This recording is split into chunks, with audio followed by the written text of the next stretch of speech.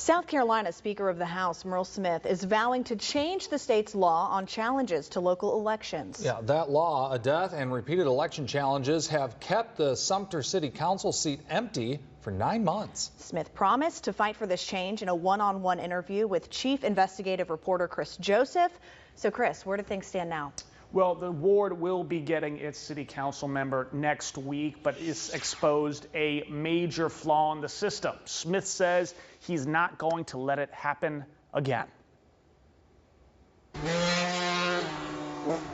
Young people on dirt bikes fly through Carolina Avenue in Sumter's first ward. Melissa Weeks Richardson says the area needs a city councilman to get the city to slow those bikers down. Which bikes did you see? Did you see the dirt bikes? We saw the ones going fast. Yeah. Yeah, but my concern is safety, for one, safety. And we have young children, and they're the pillar and they're the future for this community. But her ward hasn't had a councilman for 9 months. Former Councilman Thomas Lowry died days before November's city election.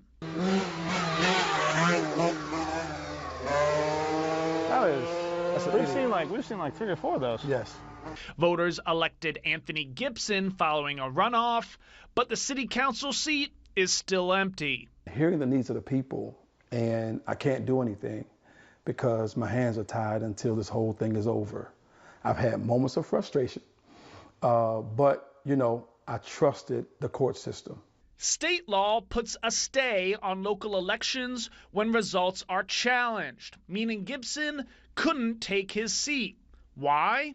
Ward 1's last place finisher, Reginald Evans, challenged the results, lost, then appealed 4 times and lost 4 times, taking it all the way to the state Supreme Court.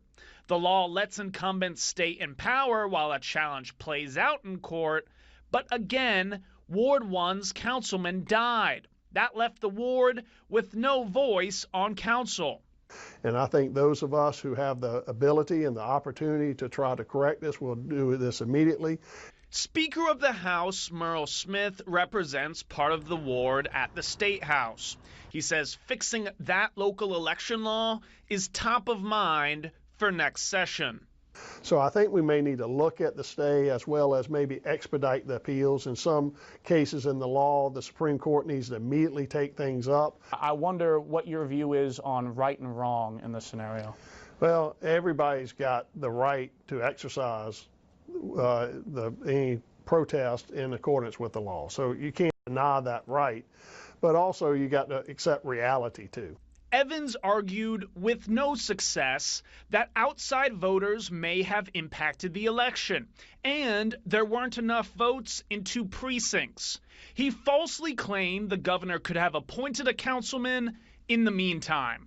The mayor can call the governor and have the governor appoint someone. No, state law says that the incumbent stays over, but as you already touched on, Mr. Lowry passed away, and you knew that because you claimed to be a friend of his. So by continuing to appeal, you are in fact making it impossible for the people you claim to represent to have a voice on their local government. And I need to ask, where do you find the rationale? Why go for that? 2 things. 1, the governor.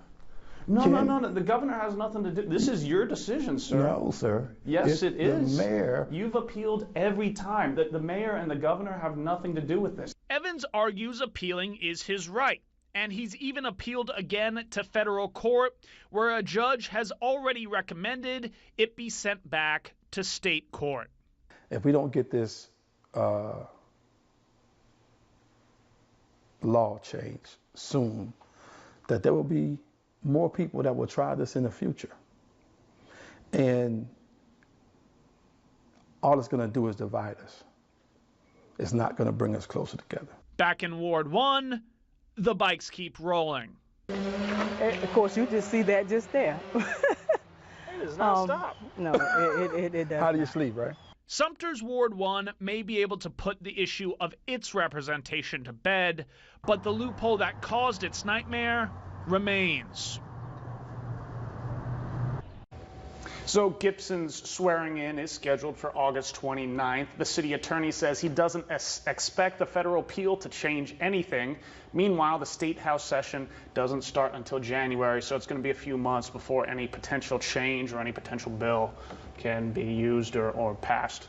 Yeah, you know, you hope they get a voice before too long, but the question is, did Gibson lose time on his term? Yeah, so it's a 4-year term. That's 9 months. So all of a sudden, 4 years turns into 3 years and 3 months. Yeah. He says at this point, every second counts when it comes to representation, and he wants to hit the ground running. So. No doubt about that. All right. Thank you, Chris. Appreciate Chris, it. thank you so much.